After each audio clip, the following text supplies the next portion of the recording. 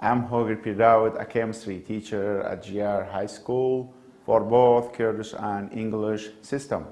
We decided to record our quick review lectures as a lovely gift for our beloved students. Hope you get benefit from it, inshallah.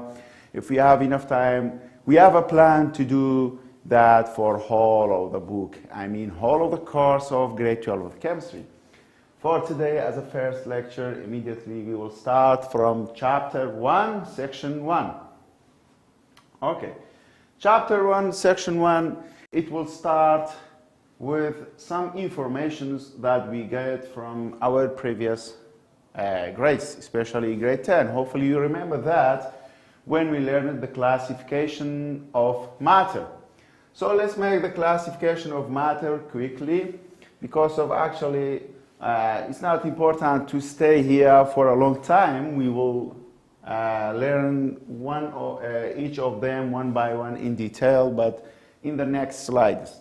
Okay, matters generally classified into two classes. We have two types of matter. The first one, pure substances, and then mixtures. What are pure substances and what are the mixtures?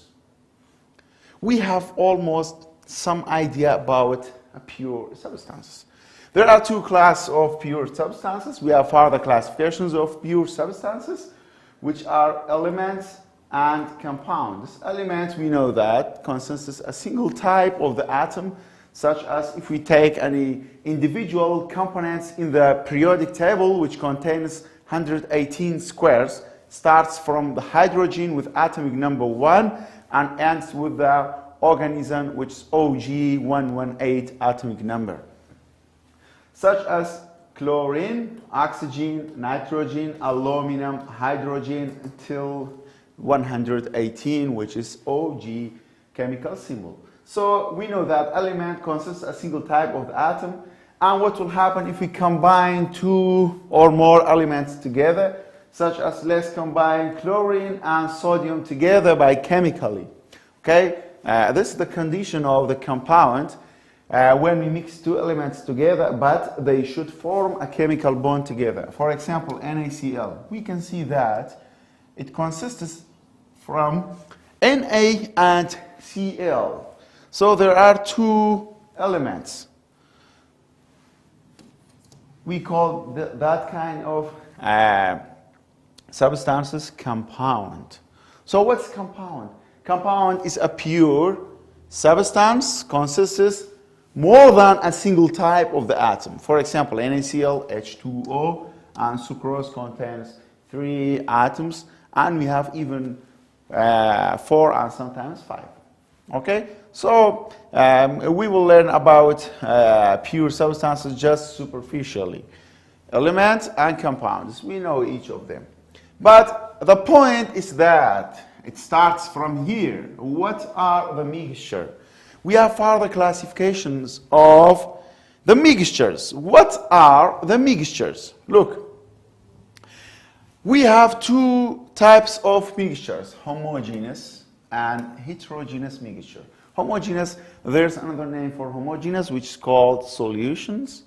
So you should memorize both of them. Homogeneous, it means solutions, and heterogeneous. Homogeneous, so let's take and let's give some example about homogeneous mixture. For example, when we dissolve table salt in the water, so we cannot see the individual particles of the salt after dissolving completely. So this is called homogeneous mixture. Or dissolving sugar in water, we cannot see the particles of sugar. So it will be homogeneous mixture. Or gasoline, a commercial benzene, we call benzene when we refill our car's tank with that in the gas stations, where we only see a single phase. So the condition of homogeneous mixture should be single phase. Single phase. Not more than single phase. It will be homogeneous mixture. For example, air. We cannot see oxygen particle, oxygen atoms, and in the other eye we cannot see the atoms of the hydrogen or CO2 or the other gases. We only see one phase, okay? This is called air. So air is an example of the homogeneous mixture. Okay, this is very simple to be understood. About the heterogeneous mixture, we have two types of heterogeneous mixture. Here is, it's very important because our fighting just to understanding here, we are going to explain colloid and suspension because of it's very important. We have many types of questions about how to distinguish colloid and suspension or solutions. So that's the point. We have two types of heterogeneous mixture, colloid and suspension. Actually, we don't know what are the colloid and suspension. What's colloid and what's suspension?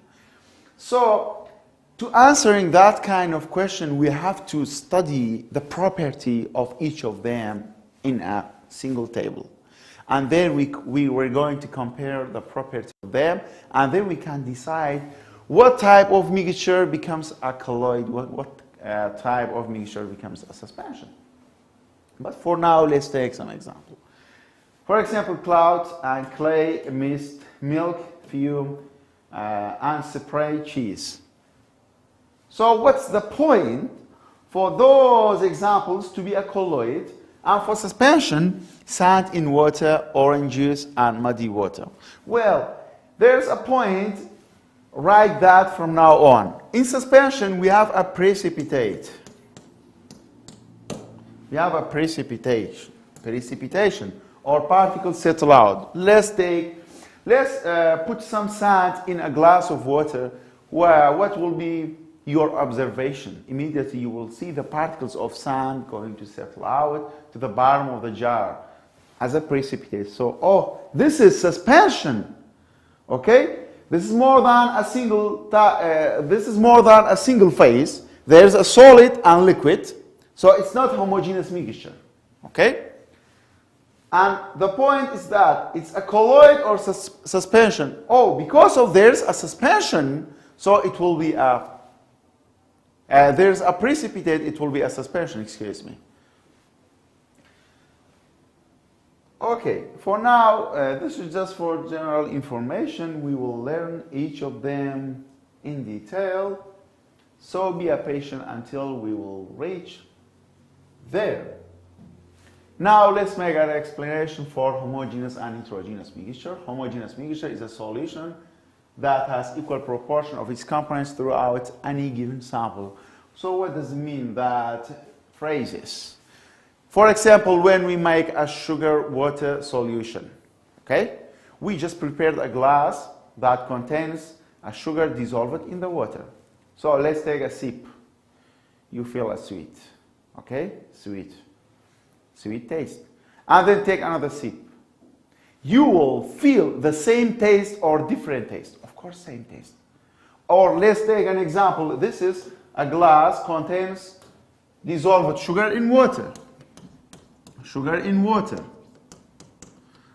Let's take a sample in here, another sample in here, another sample in here. So all of them must be the same sample, must have the same composition.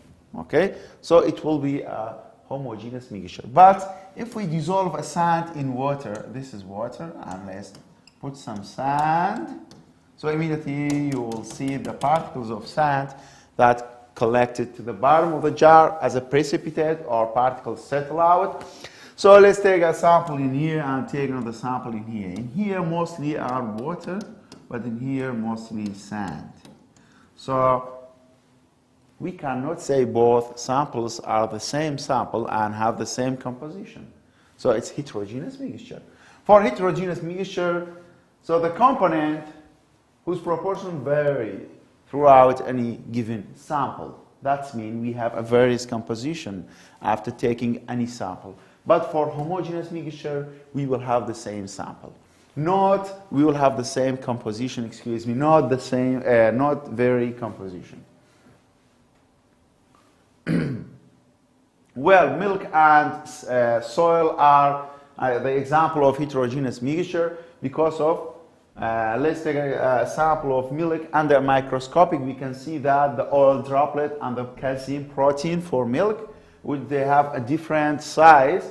So I mentioned the size of them. I don't want to waste our time to reading each words because of, we are in lack of the time. This is just a quick review lecture.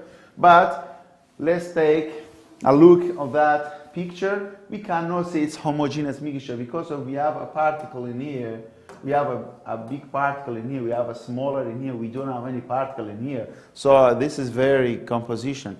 That's why it's heterogeneous mixture. But under a microscopic level. Look, again we enlarge the sample picture. We can see that we cannot say it's homogeneous mixture because of take a sample in here and take another sample in here. We cannot say both samples have the same composition. In here we get some big particles, but in here we don't have big particles. That's why the compositions vary from the sample into another sample. Is heterogeneous mixture. And soil also, let's take a look about the soil sample. It's very easy to understand. Look, we can see that soil contains a rock decomposed animal and plant ash waste. So look, take a sample in here, mostly our soil. Take a sample in here, it contains some animal, some decomposed animal. Take a sample in here. So we cannot say both samples have the same composition.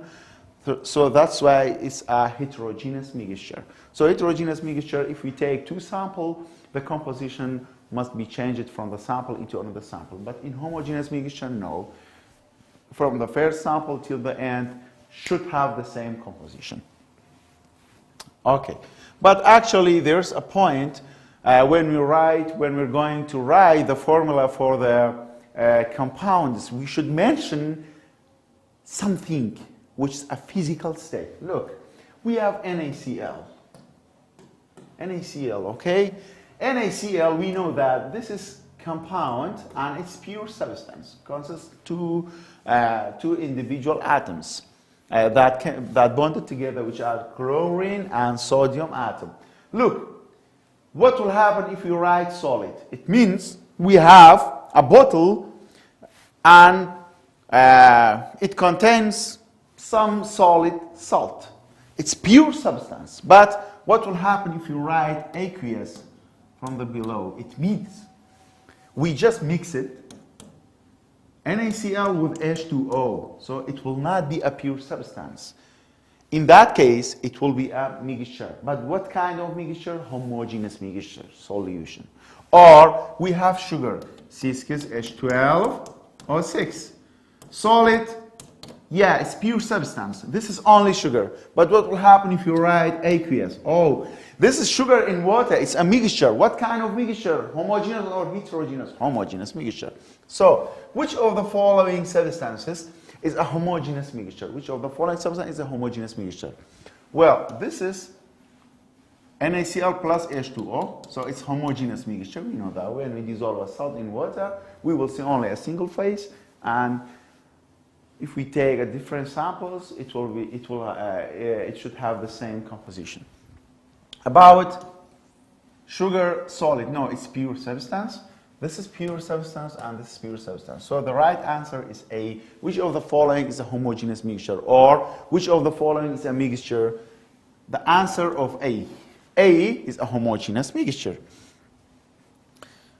Very well.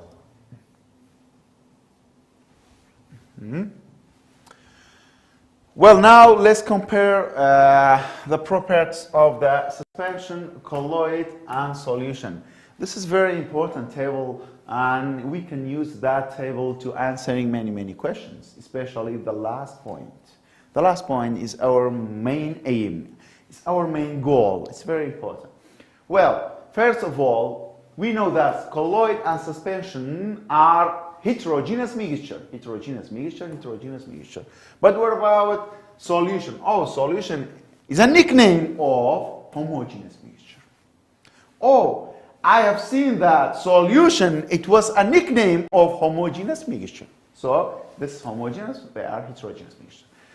The second point is about the particle size, which is measured in nanometer. Look, for solution, the particles are located in this range, 1 to 0.01 nanometer. But for colloid, 1 to 1,000 nanometer, and for suspension is bigger than 1,000 nanometer, over 1,000 nanometer. Very good. This is important point.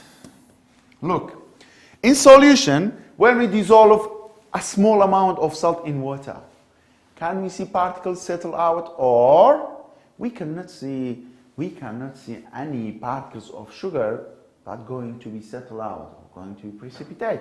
So the particles do not separate on a standing. Well, let dissolve some sugar in water and let that solution undisturbed for after a long period of the time. We cannot see the particles of sugar or salt after dissolving to be precipitated. No, it will stay inside of the solution homogeneously, uniformly. But in colloid also we don't have particles, do not separate on standing, so particles do not separate on standing, we don't have any precipitate. But here, that's the point. In which kind of a mixture we have a precipitate? Did you remember? I've written in here exactly in the previous slides. In suspension we have a precipitate, PPT. So that's the point to make a distinguish between these types of the mixture. How we can recognize suspension between the types of mixtures? Oh, by precipitate, particles settle out, because in here we don't have any particles settle out. In here also we don't have any particles settle out. Okay, so in here can be separated by classical filtration because of the sand going to the bottom of the jar, did you remember? Or just by decantation process.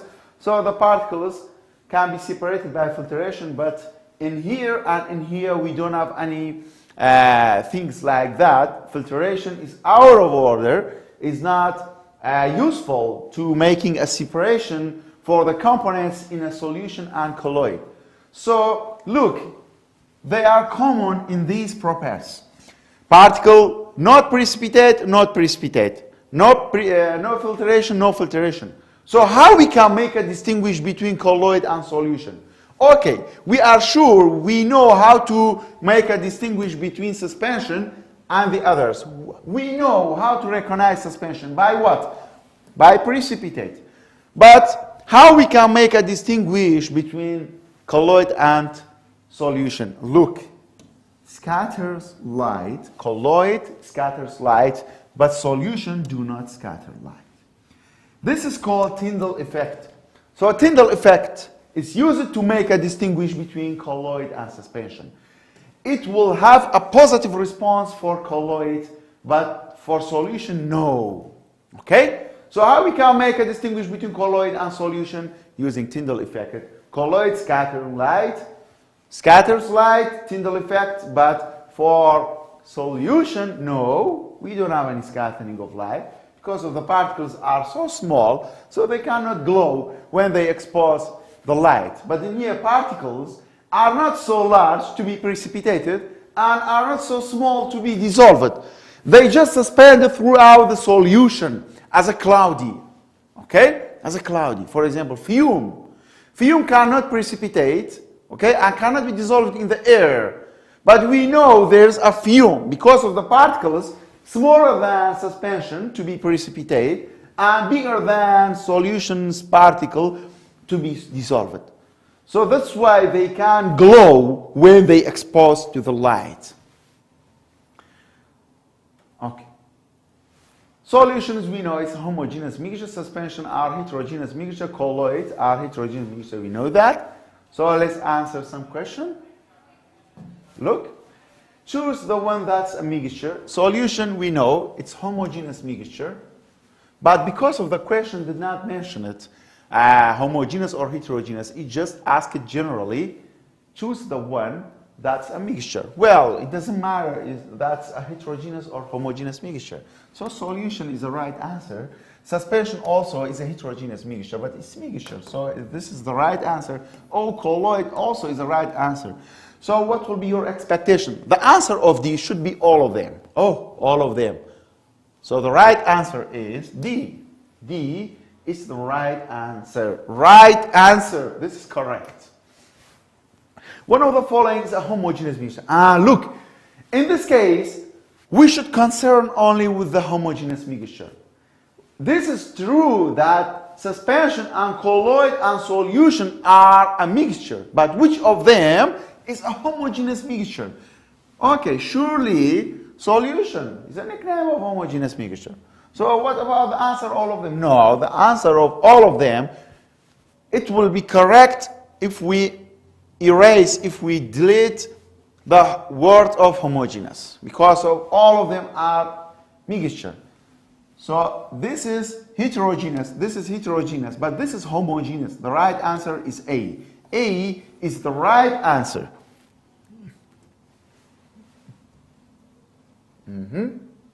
One of the following choice is an example of a pure substance. Well, element is a pure substance, compound is a pure substance. So the right answer is answer of A and B. This is right answer. Which of the following is a heterogeneous mixture? Or in this case, we have to concern with the heterogeneous mixture. Solution is a homogeneous mixture. This is not colloid is the right answer. Suspension is the right answer. So the right answer is answer of A and B. This is correct answer. Well, this picture is very good to be understand about the heterogeneous and homogeneous. For example, this is sugar in water. Look, take a sample in here, take another sample in here, take another sample in another sample in here. They should have the same composition. But let's take a sample in here and compare with the sample in here. In here are mostly in here the sample contains mostly of solid compound, and in here mostly of water. So we cannot say they are same. That's why it's a heterogeneous mixture.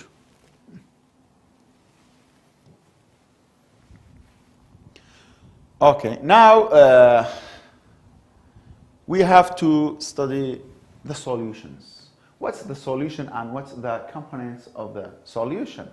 Okay, so for solution there are two components, solute and solvent. From now on, we can recognize solid and solvent just by this point. Solute is the smaller amount, solvent is the medium. It's the bigger amount, okay? So let's explain each of them. The substance that dissolve in a solution. For example, we have a sugar in water. Sugar going to be dissolved, so it becomes a solute. What about water? Water presents in a larger quantity, so this is the dissolving medium. So the solvent is water. Now, how to identify solvent and solute and different classes of this solution? This is very important to dissolving even mathematical equations. Okay, so please stay with me and write each notification that I'm going to mentioning to you, and write down any words that it's come down from my mouth. Look, solute and solvent. Solute and solvent identification in different class of this solution. For example, it will be detected by the question itself. Look, sugar in water. It means sugar dissolved in water. So sugar is solute. Water is the solvent. So water is solvent, sugar is solute. Water in methanol. Remember, this is not mandatory for water to be a solvent in each class of solution. No, look. Okay, look at here. Water in methanol. It means we just dissolved water in methanol. So methanol is a solvent. Water is a solid. Methanol is a type of alcohol that uses for sanitizer because it has ability to denaturizing bacterials. Okay. Methanol in water. In that case, we just dissolved methanol in water. So this is solute. This is solvent. But in here, water is solid. Methanol is solvent. So this is the first type of question. The question going to say solvent in solute. Solute in solvent, excuse me. Solute in solvent, solute in solvent. Sugar in water, water in methanol, methanol in water, ethanol in water, water in ethanol, okay? Whatever. The second type, the second form of the question will be just like that. If solid substance is mixed with liquid, if we have a mixing process between a solid substance with water. So what will be your expectation? Well, we have a kilo of a sugar and put 1 drop into this amount of sugar. So what will be your expectation? Which of the component going to be dissolved? Of course, sugar. And what about the other? Water is a solvent. Sugar is dissolved. So sugar is a solute. Water is a solvent. That means if we mix a liquid with a solid becomes a solute, and a liquid becomes a solvent. You see this? This is very easy. Okay. For example, table salt and water. Which of them is a solvent and which of them going to be dissolved? Of course, we will have salt as a dissolving substance and we have water as a medium of dissolving. So water is a solvent, table salt is a solute. What about sugar and water? Of course, sugar dissolved. So sugar is a solute, water is a solvent. Solvent. So we know that. It's very easy. So I'll repeat that. What will happen if we mix liquid with solid? Of course, solid is a solute, liquid is a solvent. But there's an exception. There's an exception. Look. There's an exception. In dental amalgam, liquid is a solute and solid is a solvent in dental amalgam. Okay, we will learn about that in some next tables. But for now, be aware. I mentioned that point, so I'm not forget. And the third type, if solvent and solute persist in a same physical state. For example, when we mix 2 liquids together or 2 solids together. Okay, let's mix methanol with water. I haven't said methanol in water or water in methanol. I just said methanol with water. Oh, so how we can recognize solvent and solid? In that case, the bigger amount is a solvent. The smaller amount is a solute. Look. Glycol, from now on, memorize that. Glycol is a liquid. And I'm sure that each of us at least have seen that compound glycol once a time in our whole life. This is a radiator liquid that uses as an antifreeze as a resistance matter in our car's radiator for winter. Okay, this is antifreeze, glycol. 1 kilogram of glycol plus 1 kilogram of water plus 1.5 kilogram of glycol. Oh, this is not, the question did not say water in glycol or glycol in water. And all of them are liquid. So how we can recognize? This is bigger quantity, this is smaller quantity. So this is solute, this is solvent. Solvent. Bigger amount is a solvent. So a substance with a larger quantity becomes a solvent. Well, what will happen if both of them persist in a single physical state with a same quantity? Oh, that's really a problem. No, this is not a problem. This is very easy. In that case, we cannot identify which one becomes a solvent and which one becomes a solute. Even the meaning of solvent and solute is not matter.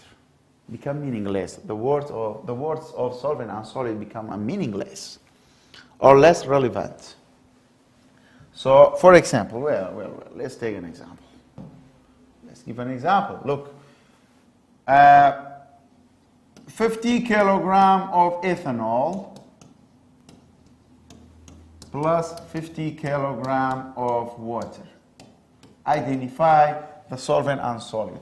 This is liquid. This is liquid also.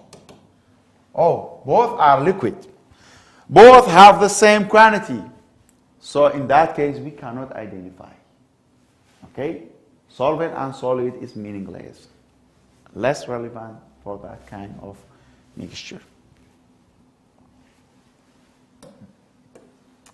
Very good. Now, let's classify, let's make a classification of solutions based on the phase of solvent. Based on the phase of solvent. Okay. Classification of the solutions based on the phase of their components. Actually, we just mean solvent. Because, write down this, the solutions are always present in the form of the solvent. If the solvent is liquid, the solution is liquid. If the solvent is gas, the solution is gas. If the solvent is solid, the solution is solid. That means the phase of the solvent becomes a phase of the solution. Okay. Well, we have a solution of gas in gas. For example, air. This is air.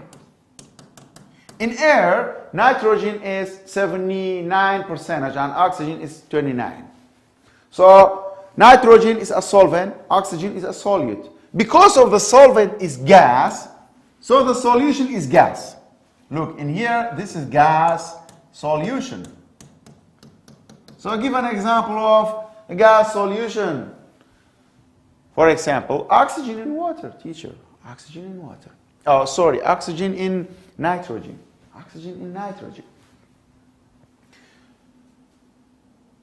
Okay, maybe we have liquid solvent with gas solute. For example, we have a Pepsi. When we shake a Pepsi and open the cup, remove the cup, immediately you will see that the gas effervescence. It means escaping gas inside of the liquid. Oh, the gas is a solute and the solvent is liquid. So predict the phase of the solution when we mix gas, when we dissolve gas into the liquid. Oh, because of the solvent is liquid, so the solution is liquid. The solution is liquid. Pepsi is liquid. Maybe we have liquid in liquid. For example, alcohol in water, hand sanitizer. This is very famous, especially in this year. We are using alcohol in water as a hand sanitizer, as a protecting against the, or as a weapon against the coronavirus. So, alcohol in water, well, we are sure that hand sanitizer is a liquid because of the solvent is liquid, not because of the solid. Well, maybe we are dissolving solid in liquid. For example, look, we are dissolving liquid in solid, sorry. In that case, solvent is solid. Oh, that's the exception. Did you remember? If we mix liquid with solid, so which of them becomes a solvent? Oh, teacher, we have learned that liquid is always solvent. No. I told you, there's an exception. This is the exception. Look, in dental amalgam, solvent is a solid. Solvent is a solid, but solute is a liquid. For example, mercury in silver and tin. Mercury in silver and tin. Well, can you tell us about the phase of the solution when we mix mercury and silver? Oh, if we mix mercury and silver, so this is solute. Solute is liquid, and this is solvent. Because of, I remember my teacher told me, this is the exception case. So, because of the solvent is a solid, so the solution is a solid. Because the solid always present in a phase of solvent. The solution always present in a phase of solvent. Solvent and solution must have the same phase. Solid in liquid, we know that when we dissolve sugar in water, so what will be the phase of solution because of the solvent is liquid? So the solution is liquid. In here, solid and solid. We will learn about that. This is another case. This is alloy. Alloy, we will learn about alloy in detail, and we will show you many examples about alloys, especially gold and carats, okay, or chelate in some countries. So now, briefly, concisely, what's the conclusion about this table? Phase of solvent is a phase of solution. Look, so gas solution, liquid solution, solid solution, liquid solution, solid solution. This does not matter to identifying the phase of solution. Only solvent is important. Now we can see that the solution may be gas, may be solid. So that's, look. Unless we have some question about that, I prefer to go step by step. So, solution can be solid, gas, or liquid. So does the solution need to have a liquid? Does the solution need to have a liquid? No, because we have a solution of gas in gas, such as air, oxygen in nitrogen, or maybe solid in solid, such as amalgam. Okay, such as amalgam. So the answer is no, because it's possible to have a solution of solid in solid or gas in gas without any liquid. Now, let's talk about alloys. Alloys, also called metal solutions. This is a solution at the atomic level. We will learn about the atomic level, ionic level, and molecular level in different slides. Well, what are the alloys? Alloys are a solid solution. Why? Because of the solvent is solid. What about gas solution? Solvent is gas. Liquid solution. Liquid is a solvent. So when we mix two atoms or more together uniformly, they become an alloy. Excuse me. Now, why we make alloy? Well, to achieve some good points, such as alloy can have higher strength and hardness and greater resistance against corrosion and erosion also, and remaining appearance. Okay, these are an example of some alloys. Examples of some alloys. For example, we have gold alloy. Look, when we say gold alloy, it means solvent is gold. When we say sterling silver alloy, solvent is silver. Copper alloy, copper is a solvent. Okay? So, alloy always must contain a name of solvent mostly, except of some cases that named by the scientist or by the developer. So, by the explorer. Gold alloy, it means silver in gold. Silver is solid, gold is solvent. Sterling silver. Silver is a solvent, copper is a solute. Yellow copper, zinc in copper. So copper is a solvent. This is solute. Monel alloy, copper in nickel. In here, copper also is a solute. Look, in monel alloy and in sterling silver, copper, Cu, is a solute. But in yellow copper alloy, copper is a solvent. So in yellow copper alloy, in here copper is a solvent, but in these two alloys, copper is a solute. So that's all about the alloys, and let's talk a little bit about the gold. Okay? Now, let's talk about the gold. The gold, when we talk about the carat of gold, it means the concentration of gold. When we're going to buy some gold in jewelry, actually this is not pure gold, because it consists of the second substances, such as mostly silver and copper.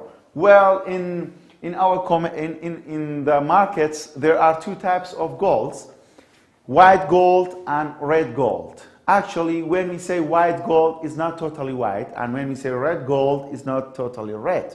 But that means if we compare this gold to the pure gold, it's reddish color, And if we compare white gold to the pure gold, it appears whiter color.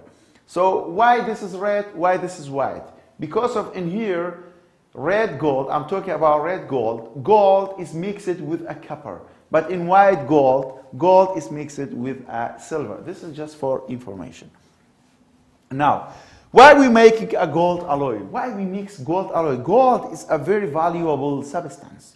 Why we make a gold alloy? It means why we going to mix alloy? Because if we're going to spend many money, we're going to spend too much money by recovering gold from the ore, okay, by achieving a little amount of gold. So then, why we're going to mix gold with the other substance again?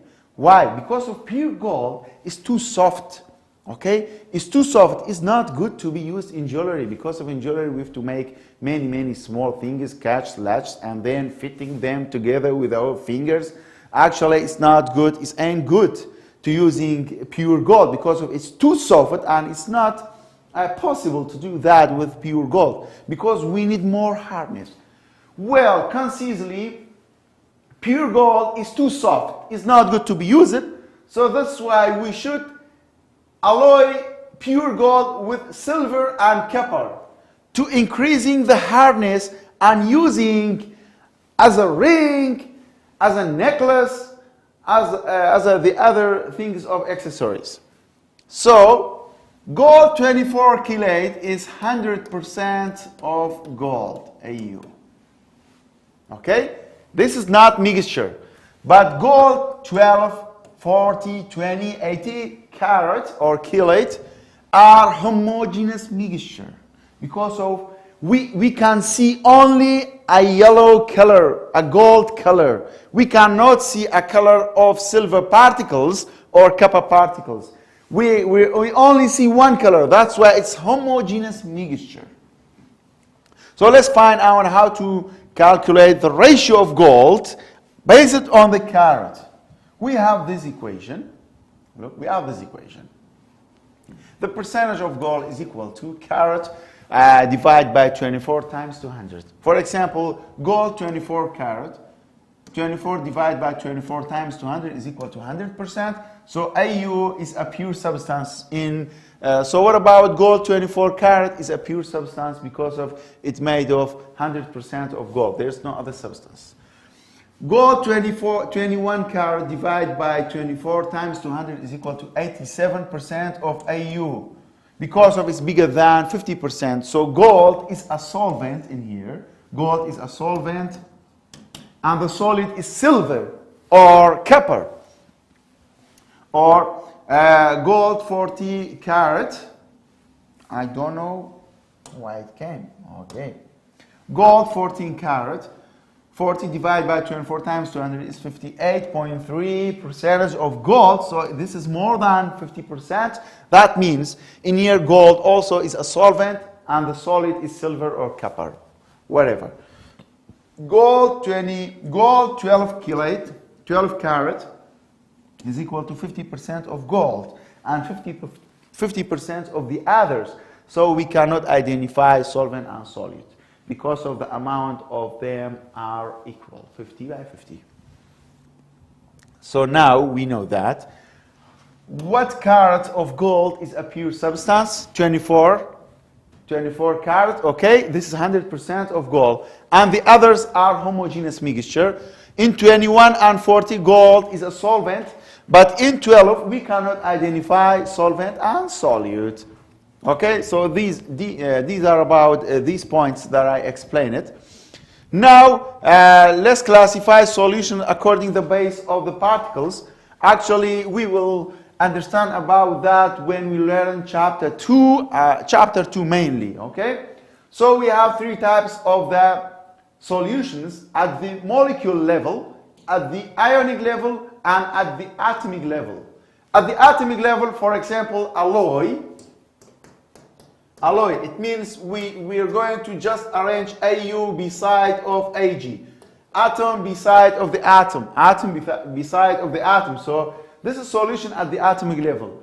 But what about at the molecule level? For example, dissolving sugar in water.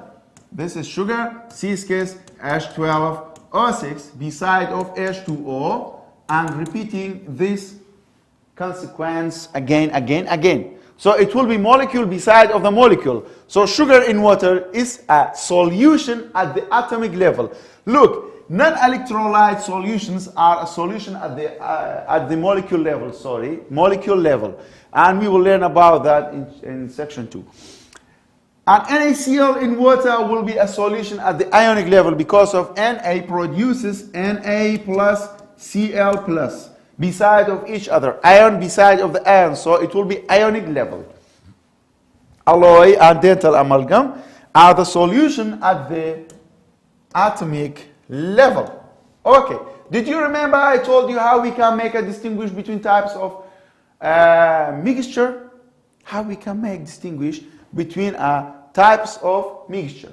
For that purpose we have a Tyndall effect. Tyndall effect, if we have a precipitate, did you remember what I told you? Immediately we can say this is a suspension. Precipitate is a suspension. But what about colloid and solution? Okay, did you remember I told you colloid can scatter light, but solution cannot. Because of the particles of colloid are not so large to be precipitated and are not so small to be dissolved. They just suspended throughout the mixture. Look, Tyndall effect says that if we use a bright light, it's cast on a specimen at a right angle. Look, this is solution and this is colloid. In colloid, when particles of colloid exposed to this light, immediately they glow. That's why we can see the beam of light that passes through the mixture. So this is called scattering light. But in here we don't have scattering light. So this is solution, this is colloid. Now, for suspension we have precipitate. For colloid we have scattering of light. For solution we have none of them. That's the point of making distinguish between them. I repeat to you, suspension, precipitate. Colloid, scattering light or Tyndall effect. Solution, none of them.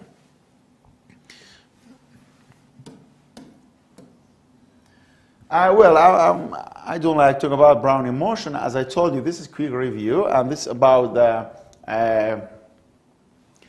Tyndall effect. And now, about the minus actually is emulsion of oil in water. Okay, oil in water.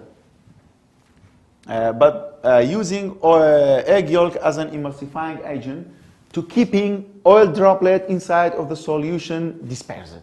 That's why minus is just like that. Water, oil in water, and using egg yolk as an emulsifying agent. Now we have that kind of questions. Let's go through some questions.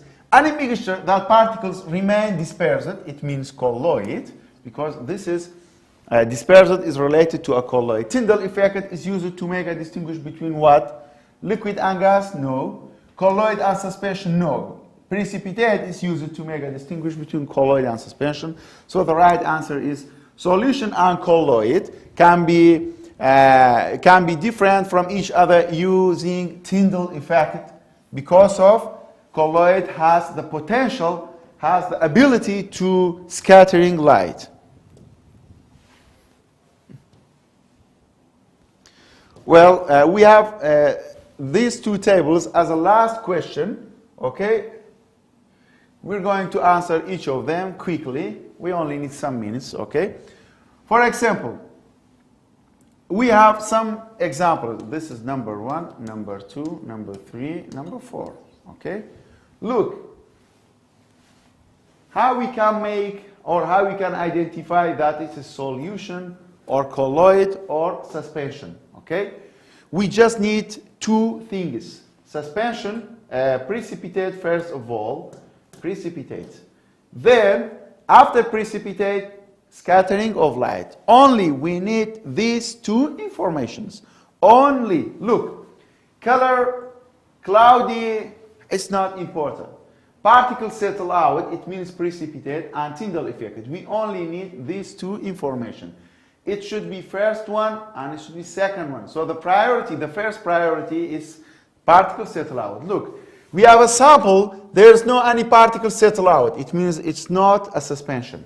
and no Tyndall effect, that means it's a solution. Okay? Solution, I told you, don't have precipitate and do not have any particles settle out and Tyndall effect. Look, we have a mixture that particles settle out. It means we have precipitate. Immediately stop reading the question. Because of we have a precipitate, so it will be a suspension. Okay? We have a solution that there's no any precipitate. So this is not a suspension because precipitate and suspension staying together. What about the Tyndall effect? We have a Tyndall effect. Oh, it's colloid. Because if we have Tyndall effect, this is for colloid. We have a mixture that has no any precipitate, but scatters light. Again, this is colloid. Okay, just be aware about that because of sometimes the questions say that there's a solid particle, solid colored matter. That means it's a precipitate. So lastly, I will repeat to you for the 10th time. Okay, precipitate. This is a suspension. Scattering light is a colloid. None of them is a solution. Okay? So بەم شێوەیە کۆتایی بۆ وانەی یەکەم دێنین ئینشاءالله لە وانەی داهاتوو دەست دەکەین بە تەواوکردنی بەندی یەکەم تا وانەی داهاتوو هەشاد و سەرفراز بن خواتان لەگەڵ